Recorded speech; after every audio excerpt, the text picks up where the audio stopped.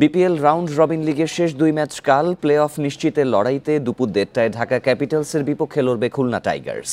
সন্ধ্যায় ফরচুন বরিশালের প্রতিপক্ষ চিটাগাং কিংস। দ্বিতীয় শীর্ষস্থানে যেতে গুরুত্বপূর্ণ ম্যাচ কিংসের।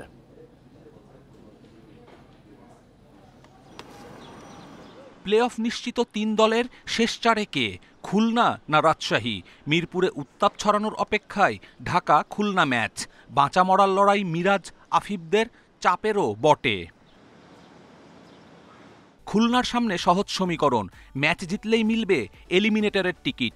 সেক্ষেত্রে কপাল পূর্বে রান রেটে পিছিয়ে থাকা দুর্বার রাজশাহীর। মহা গুরুত্বপূর্ণ ম্যাচের আগে মোমেন্টাম খুলনার দিকে।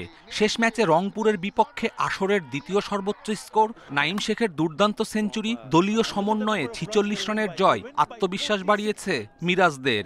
মিরাজ ভাই তো অনেক মেন্টালি স্ট্রং একটা ছেলে, তো সবাইকে বুস্ট আপ করে রাখার চেষ্টা করে, ড্রেসিং রুমটা কাম রাখার চেষ্টা করে। হয়তো আমরা টানা 3-4টা ম্যাচ হারছি, তো ওইভাবে পেশেন্টলেস ছিল না কেউ যে প্যানিক করে গেছে এরকম। আমরা জানি কিন্তু যে আমরা 2টা ম্যাচ না জিততে পারলে বাদ হয়ে যাব।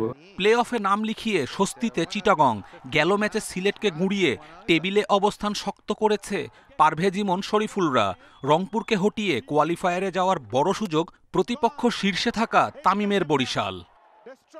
একদিন হয়তো ব্যাটসম্যানরা বেশি ভালো খেলতেছে, একদিন হয়তো বোলাররা কিছু তাড়াতাড়ি অল আউট করে দিচ্ছে। সো এটা ভালো দিক। সো ইনশাল্লাহ আমার মনে হয় যে আমরা এইভাবে খেলতে থাকলে হয়তো নম্বর 2 যেতে পারবো।